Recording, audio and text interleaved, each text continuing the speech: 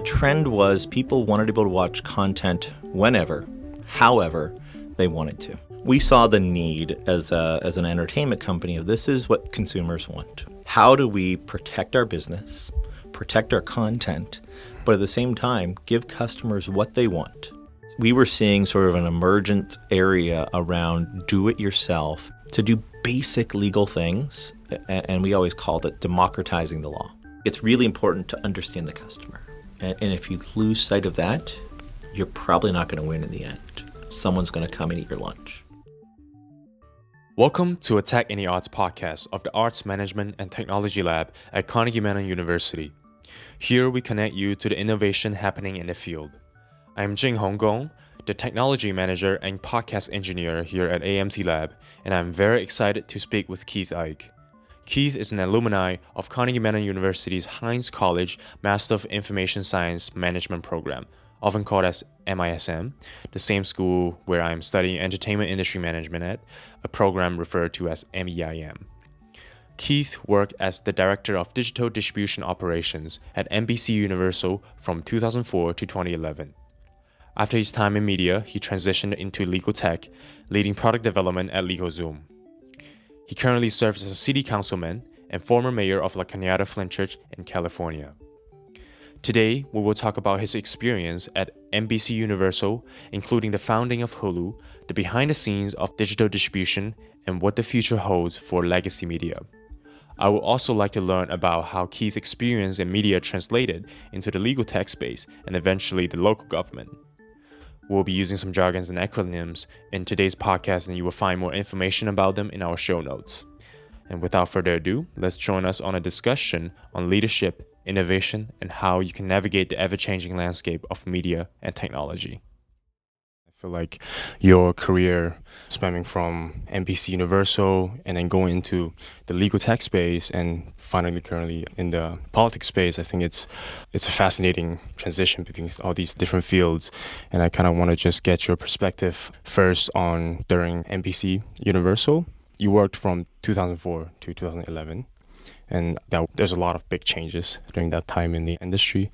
There's a lot of mergers and acquisitions. And how was that for you as the Director of Distribution Operations? Yeah, I mean, Carnegie Mellon really prepares you for a lot of things. I don't know that it completely prepared me for everything that I've gone through in life, but I think it has served me well. I joined GE, who owned NBCUniversal. They had purchased Universal a few months before I started there. Right. Went through a leadership program at GE, but primarily focused at NBCUniversal. Right. In a rotational program, my first job, right out of Heinz, was merging the two different TV production groups and looking at their finance process and systems and hitting the ground running on something I knew nothing about. And then I had the opportunity through several rotations to learn much more about the business. I did some work for NBC News. I did some work for cable. And then some of my final, then I did some stuff for the theme park as well. Oh, wow. Which was at the time being run by a Carnegie Mellon alum, Larry Kurzweil, which was a phenomenal experience to meet someone of that leadership caliber. Right. Did some stuff with HR, really got sort of dirty in terms of rolling my sleeves up and not being afraid to learn any part of the business. Right.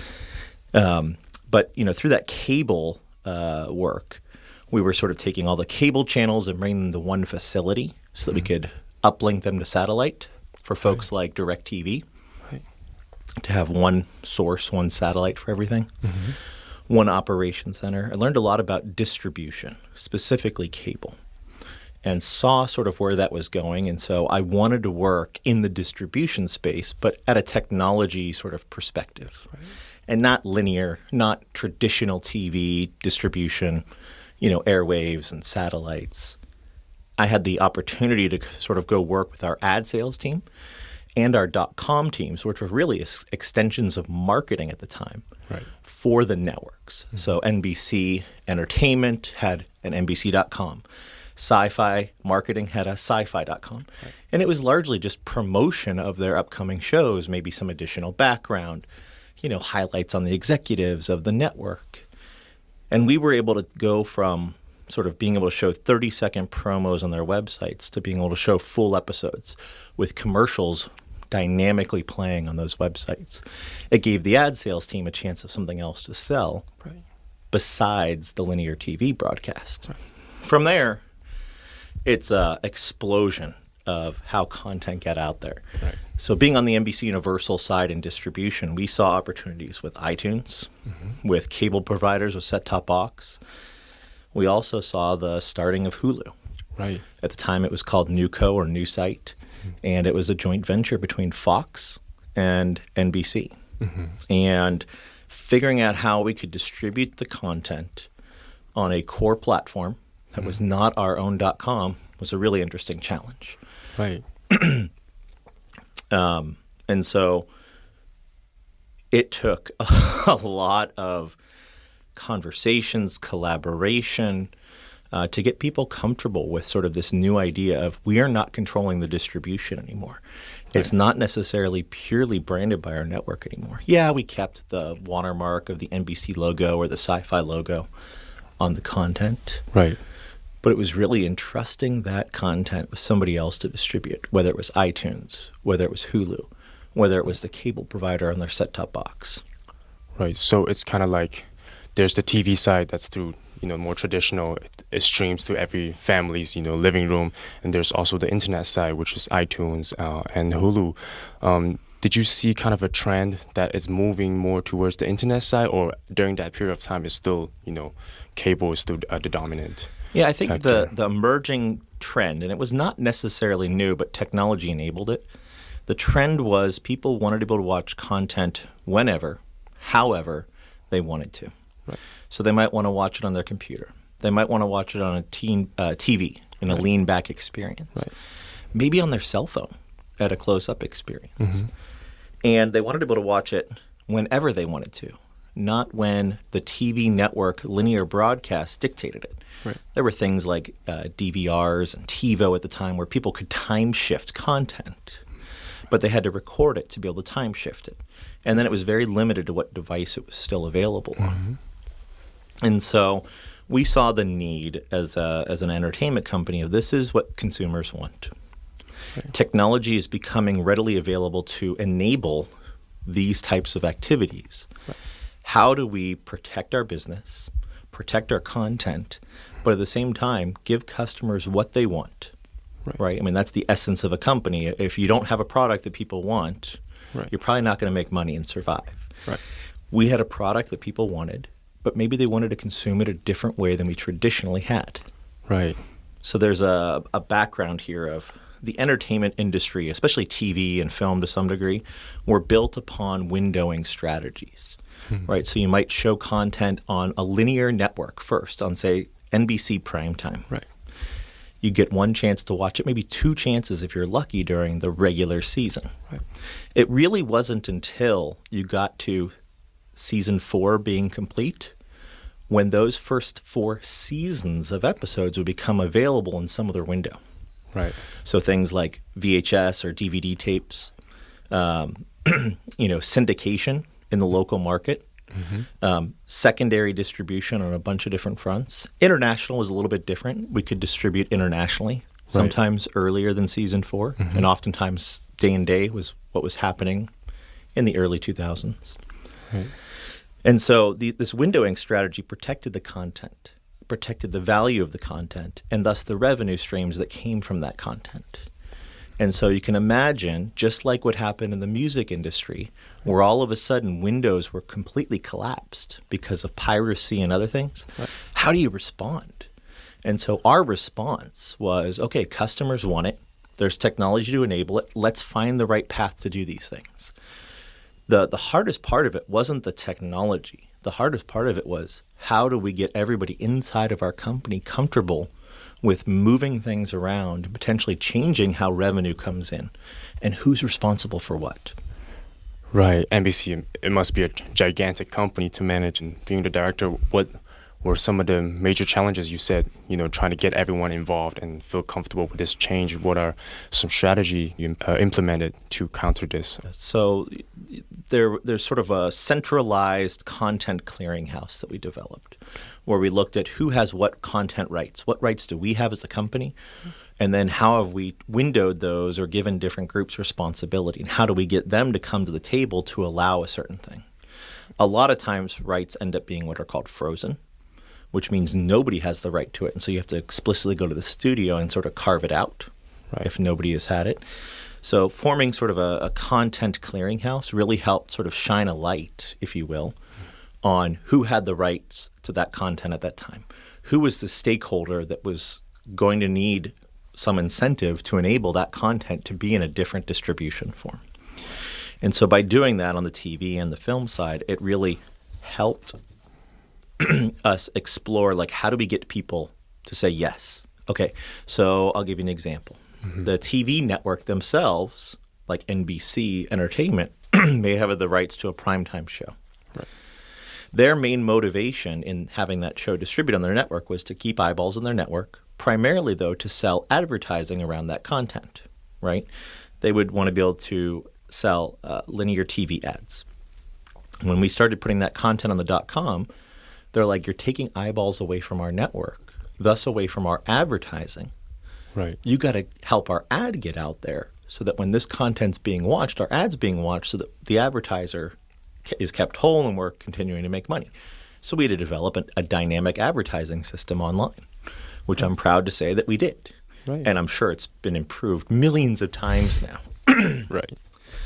But the same thing goes true. Now the .com looks at this as a revenue stream for their ad sales team. Right. All of a sudden, we want to put it on Hulu. Well, how does that work? Right. Well, in the linear television network of NBC, if you have an hour show, it's usually about 44 minutes long, there's about 16 minutes of commercial time. Mm-hmm. Of that 16 minutes of commercial time, the network, like NBC, gets a large lion's share of that, but the local station actually gets a piece of it too.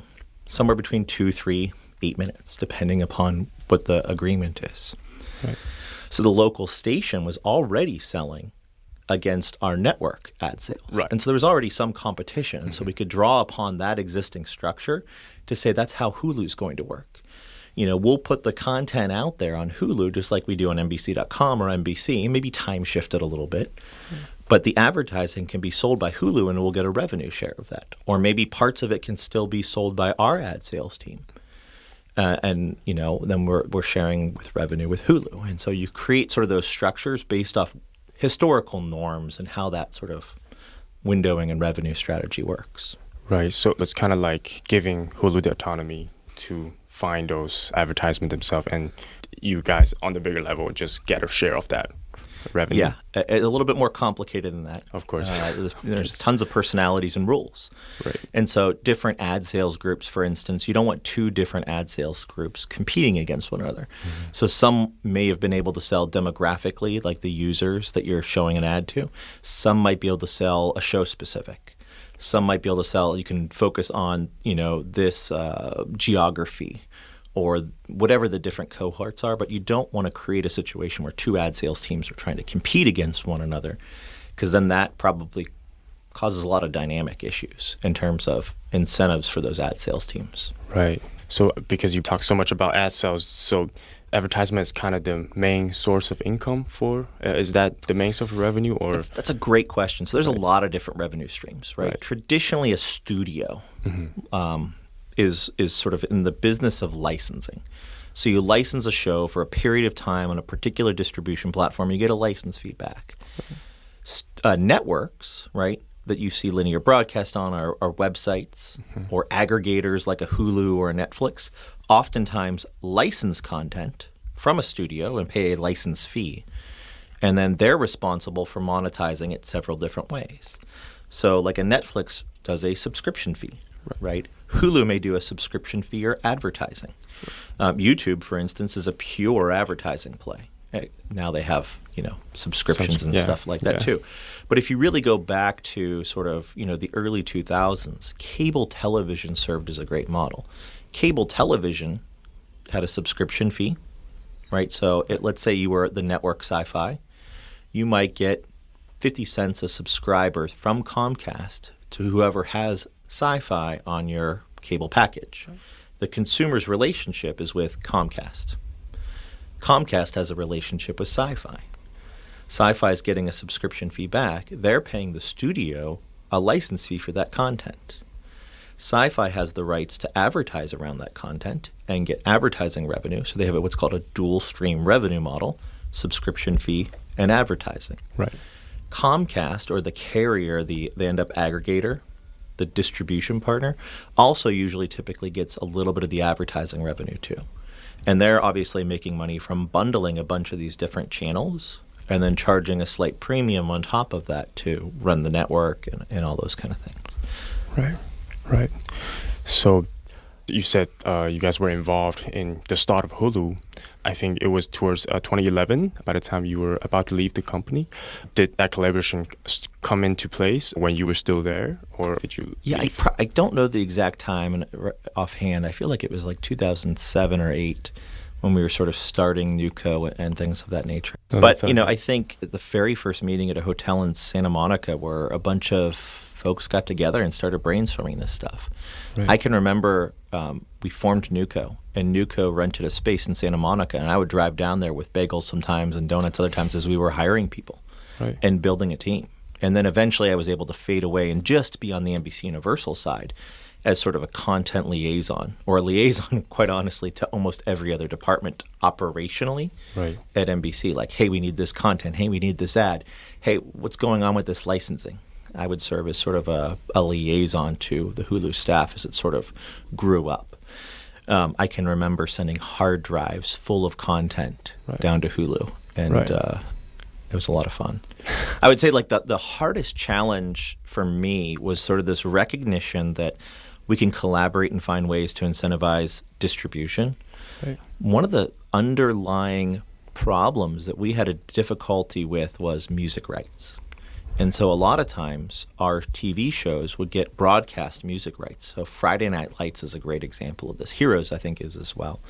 But they would have music in it for the broadcast TV, and that music was extremely expensive for online distribution. And so a lot of times we would actually have to end up paying for a second cut with different music substituted in so that we could actually afford the music to put onto online channels or set-top box channels or iTunes.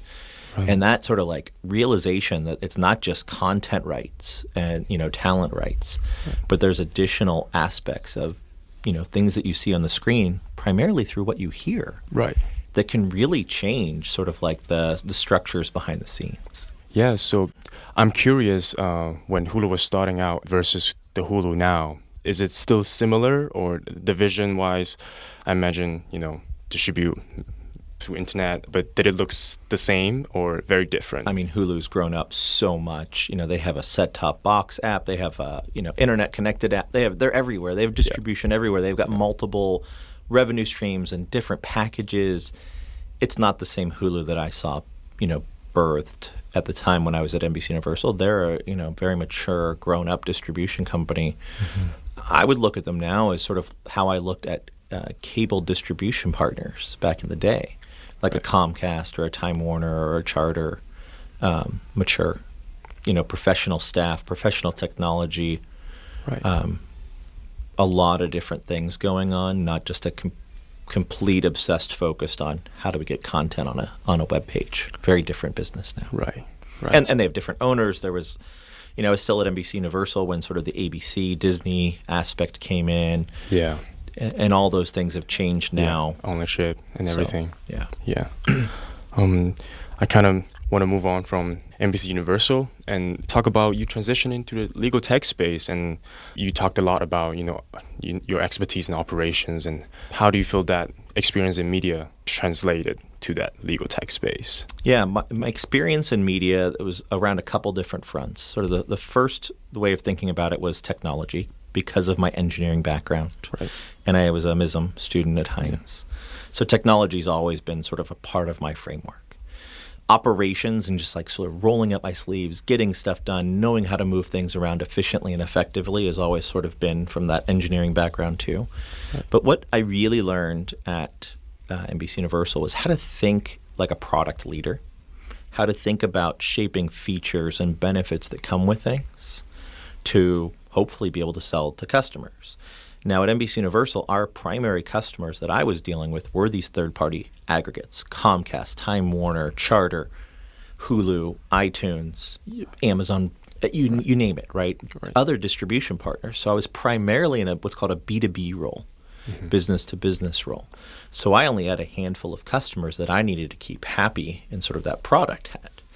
I got to see them, though, those partners really focus on consumer-facing product. And I always thought that was super interesting. And so part of me leaving NBCUniversal to go to a startup at the time in 2011, it really wasn't a startup at the time, but it still had, a handful of people. Right. To go to LegalZoom, LegalTech was super interesting to me, democratizing the law in a really interesting way, that there were similar structures like you had in the entertainment industry that were being broken down because of technology. Right. But it was really this excitement towards B2C and putting myself in a product leadership role where I could actually engage with the customer directly, that were millions, not just a handful. And so, the legal tech space, super interesting because traditionally, lawyers have had sort of a hold on how everything works. And that was being disrupted. There was things like Intuit Willmaker that were already out. You could buy a DVD at, Best Buy or wherever. Right. And you could try to do your will on your own, just like you could try to do, use TurboTax to do taxes on your own. And so we were seeing sort of an emergent area around do-it-yourself, and perhaps with a little bit of help, and I can talk about that, to do basic legal things. And we always called it democratizing the law. Right. Making the law accessible to the average person. Right. Through technology. Right. So, seeing democratizing the law, it really reminds me of recently with AI and ChatGPT. That kind of also give another round of democratize. People are. I know at least myself, when I was handed a contract, the first thing I do is, this is so long. Let me shoot it into ChatGPT and ask it to summarize for me.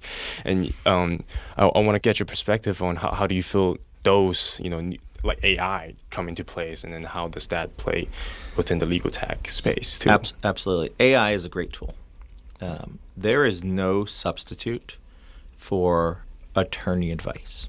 Right. Attorneys see patterns, just like AI sees patterns, but they have the legal training and the knowledge and the regulatory status to be able to provide legal advice and then be bound to, doing the right thing for you as a client. Right. So you'll always hear me say things like, I'm not an attorney, I can't give you legal advice. True. If you ask me a question. And I think that was ingrained in me at LegalZoom. Like, LegalZoom itself is not giving legal advice. Right. AI is not giving you legal advice. They're giving you pattern recognition or a process of how to think about something for yourself. Again, not a substitute for an attorney, but it's a great tool so that when you have a conversation with an attorney, maybe it gives you, a couple questions that you should ask.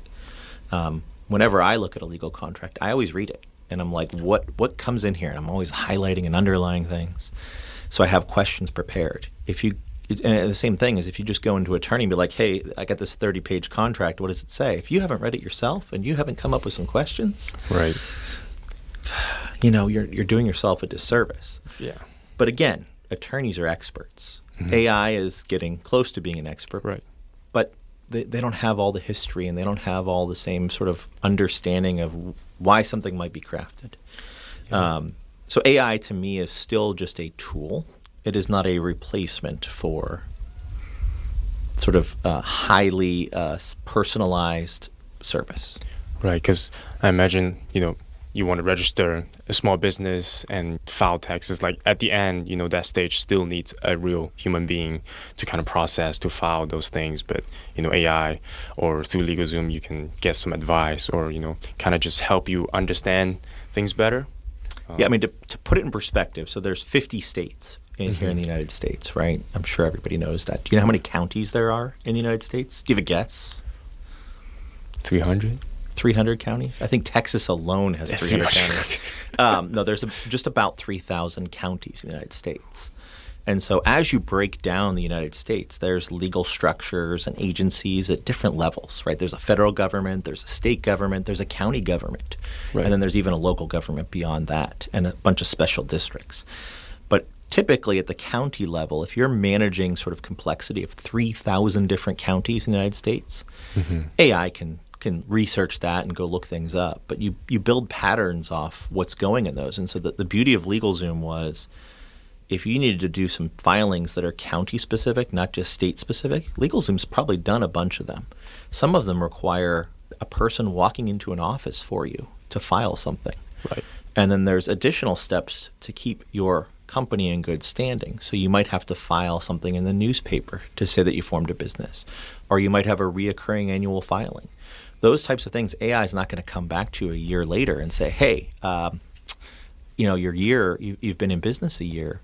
Don't forget to do your statement of information. Right.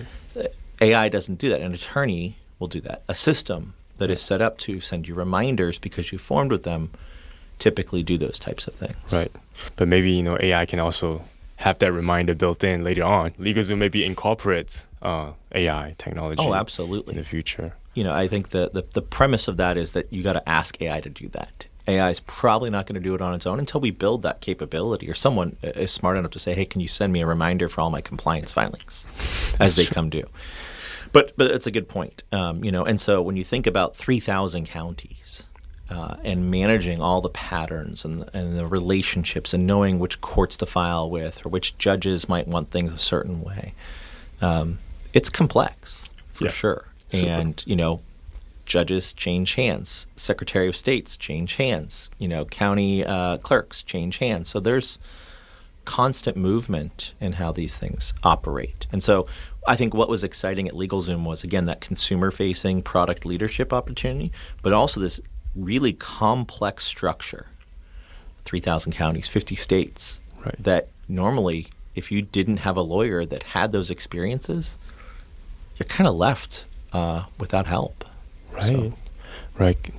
Well, since you mentioned the 3,000 counties, in 2020, you were elected as the mayor of La Cañada, Flintridge.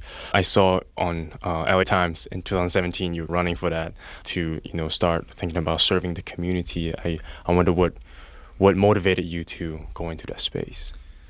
It's a good question. So just motivation, just take a step back first. My grandparents and my parents always taught me to leave somewhere better than you got there.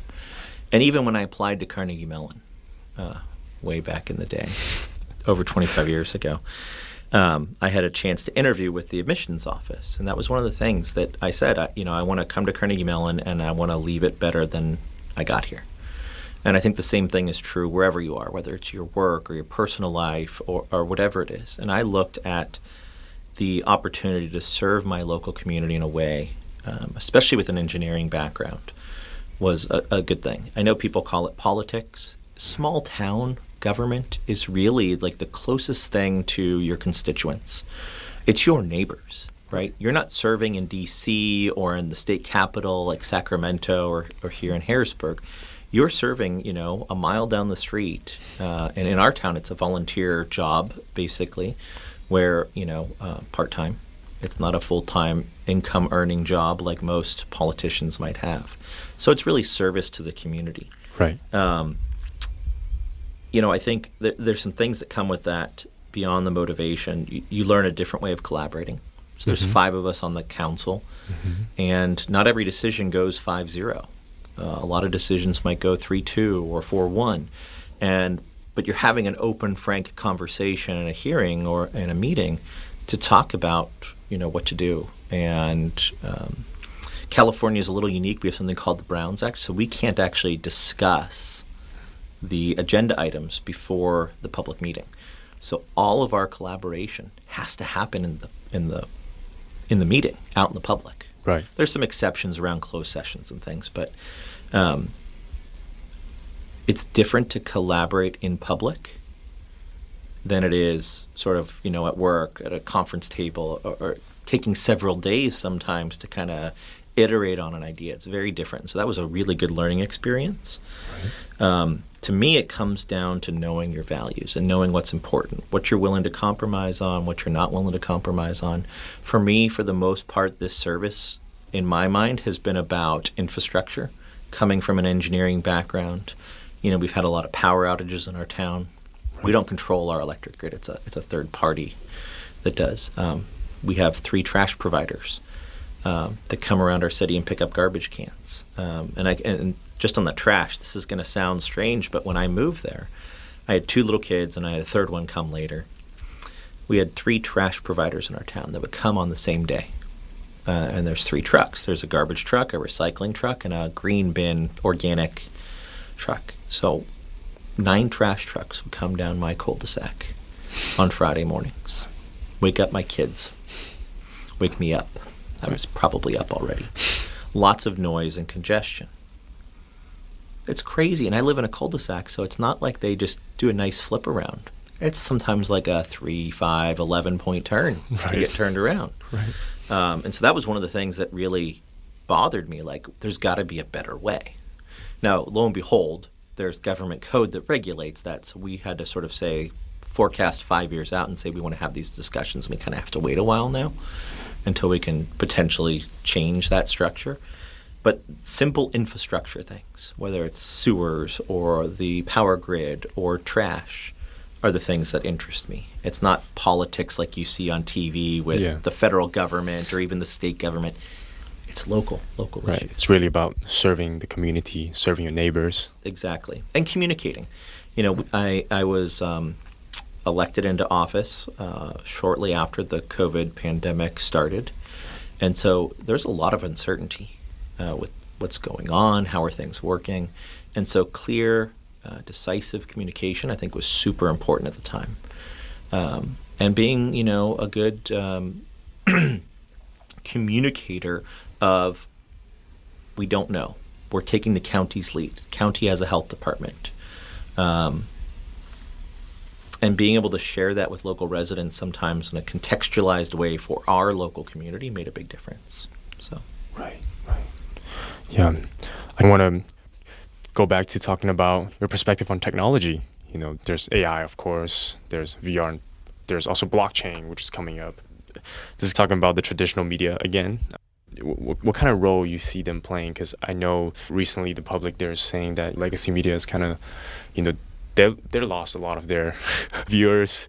What we're doing right now, it's sort of in competition with them too. We're talking about stuff. We're getting great information from you, and people can tune in to just podcast, and they can get this information through Spotify or any platform they want. What do you think traditional media is going to do? Like, how do they situate themselves? Yeah, I mean, traditionally, the studio side of content entertainment companies, it was about producing really high quality, compelling content that people wanted to watch. And I don't think that mission changes.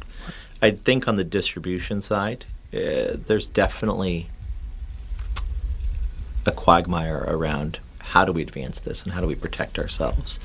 And there's still going to be a lot of struggling. But I think at the end of the day, if you keep the end customer in mind, what do they want? They want to be able to watch whatever content they want, whenever, however, on any device, wherever they are in the globe. And I think if you keep that product mindset of like, what does the customer want, and you tailor your products around that, your services around that, I think at the end of the day, it could be legacy media or it could be new media that both win. And so I think it's really important to understand the customer. And if you lose sight of that, you're probably not going to win in the end. Someone's going to come and eat your lunch. I mean, look at Blockbuster. Netflix came and ate their lunch because guess what? People wanted to be able to get more content, not have to return, videotapes and rewind them. Right. And then it turned into an amazing streaming service. Yeah. And so, again, relentless focus on the customer. Right. In general, will Right. win at the end of the day. And so legacy media still has an opportunity to do that. New media has an opportunity. There's probably new entrants that we haven't even seen that are going to do that better than anybody. And so I think it's an exciting time in the industry. I won't disparage legacy media because that's kind of where I grew up, and I think they've done some great things, and I think they're still struggling through Right. some of the upcoming and current challenges, but everybody makes mistakes, everybody learns, and it's what you do with those mistakes that I think sort of signals to customers what's your core values about. In terms of those new technologies, to me, things like VR are really just a new experience platform, Of course. like a TV or a cell phone. Yeah, it's much more immersive, and there's probably some opportunities there around how do you think about the audio and the video experience, and potentially parlaying things like choose your own adventure as part of the content, which traditionally is not something that we've done in legacy media. Creating derivative optionality in the content. Right. You've seen a couple probably things where that has come up. I remember growing up reading those choose your own adventure books, and I loved them. But at some point, that wasn't what I wanted to do every time I read a book. Right. Those were sort of an occasional treat. Right. And I think content's probably the same way. In terms of things like AI, I know we talked about it. To me, AI is a tool. It can be really useful for things like personalizing things that are going on. So maybe it helps you find news, helps you find content. Maybe it helps create sort of some of those optionality for you. Alternative endings, potentially based upon your own thing. Maybe it's smart enough to know that, you're in Pennsylvania, and let's make the content a little bit more Pennsylvania savvy versus, it actually was filmed in, Wisconsin or Michigan. Right. I think of all of those, blockchain is actually probably one of the most interesting to me personally. I think there's tons of application in finance and insurance and in government work. Yeah. I think, intellectual property and how you bind things to a blockchain for public or private consumption and really tie things has some interesting applications. Right. I'm excited about it tremendously. Yeah. So. Recently, I was doing a research on how blockchain might impact music industry, and I think blockchain is still in its early stages. It's still closely tied with cryptocurrency. For in music industry specifically, it's still hard.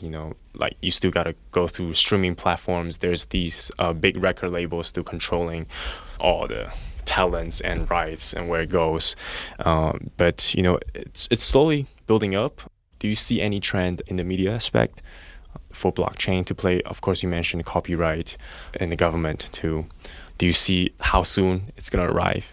Yeah, I think it's a longer-term horizon for entertainment, other than sort of if there ever becomes sort of a clearinghouse for content, intellectual property, and music rights out of the gate. I think the applications of it that we're going to see first are sort of in the finance, like with cryptocurrency. I actually think there's some huge opportunities around things like real estate title and ownership, transfer of ownership eligibility, so you can actually trace it back.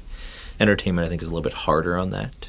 But we'll see. I mean, people are doing all sorts of NFTs and fun things, which are sort of adjacent to entertainment. And those have, value as collector's items and various things. I look at traditional media as, again, going back to they need to put the customer first. They need to make the most compelling content. But at the end of the day, they're best suited to be investors and guiders and advisors to some of these technologies that are coming up, to whether it's companies that are playing in them. They can help shape that future, given their expertise and their history. So it's an exciting time. I don't know where anything's going. I am not a prophet. I am not a futurist. I am a roll your sleeves up, kind of get it done person. So. That's awesome. To wrap this up, what advice would you give to some of the aspiring leaders that want to enter this entertainment and media field? Of course, you talked about, always think about your consumers, what do they want? Always keep that in mind. But in terms of, leadership or how to go into an industry with so much change, there's the disruption from technology and all these different ideas. How can a leader or any industry professional navigate in this space? What advice would you give to them? Yeah, I think there's a ton of advice, and I think it depends upon where they are in their career. The relentless pursuit of what the customer wants and understanding that is absolutely important, especially as a leader. Coming out of a program like MEIM, I would probably give advice to those graduates of work hard, ask questions, try to learn as much as you can, listen and silent have the same letters, and they're just rearranged. And so sometimes being silent and listening is a great way to learn. I can remember my first month at NBCUniversal. My boss was in the TV production stuff, and we were staying late one night for a go live of like a merger of the finance system between the two. And there was a couple hours of downtime for things. And so I just found ways to be useful, sitting there watching, a group of us kind of sit there. Yeah, we ordered food in and we're waiting for things to work. I started cleaning out the freezer and like breaking ice out of it because I was like, hey, this needs to get done. It's not the most meaningful thing that anybody could be doing, but we're kind of in downtime. And so make yourself indispensable. By the way, that leader still remembers me cleaning out the freezer and brings it up to this day of like, you're the kind of guy that like you want on a team because you're going to pitch in even when nobody's saying to do something. You know that there's stuff to get done. Right. And so make yourself indispensable. Clean the freezer, right? Pick up the trash. I think another thing is admit when you're wrong. We all make mistakes. And I think I said it earlier. It's how you respond to those mistakes and what you do with it that make you better. And so sometimes owning it humbly, eating humble pie, saying, I did something wrong, I said something wrong, I wasn't thinking straight about this. And then moving past it is a good thing. And then forgiving others when they mess up too is important. I think the other pieces of advice are sort of obvious, and they're instilled in you in MEIM, but read the news, pay attention to what's going on, learn the patterns, understand the structure the best that you can. The structure is going to change over time. Look, I'm 20 years since I had started at NBCUniversal. Things have dramatically changed in that industry, but they change in every company. And so learning the patterns and trying to stay a little bit ahead is helpful, but don't spend your time guessing at what's going to happen, because then you're just going to become obsessed with different things. Roll your sleeves up, do the work, listen. Make yourself indispensable. That's an amazing summary of advice for graduates, and I will definitely benefit from all of the points. Thank you so much for coming to this podcast. Thank you for doing this. I'm excited to see future generations of Heinz and Carnegie Mellon students doing great work like you're doing. So thank you. Thank you so much. Thank you for listening to this episode of Tech in the Arts, the podcast series of the Arts Management and Technology Laboratory. If you found this episode informative, educational, or inspirational, be sure to check out our other episodes and share with the arts or technology aficionados in your life. Check out our website at amslab.org, that's amt-lab.org, or you can email us at info@amslab.org. Follow us on Instagram at Tech in the Arts or Facebook and LinkedIn at Arts Management and Technology Lab. Our season runs from September through May, so feel free to follow us on your preferred podcast app and look out for the series on YouTube coming soon. Thanks for listening.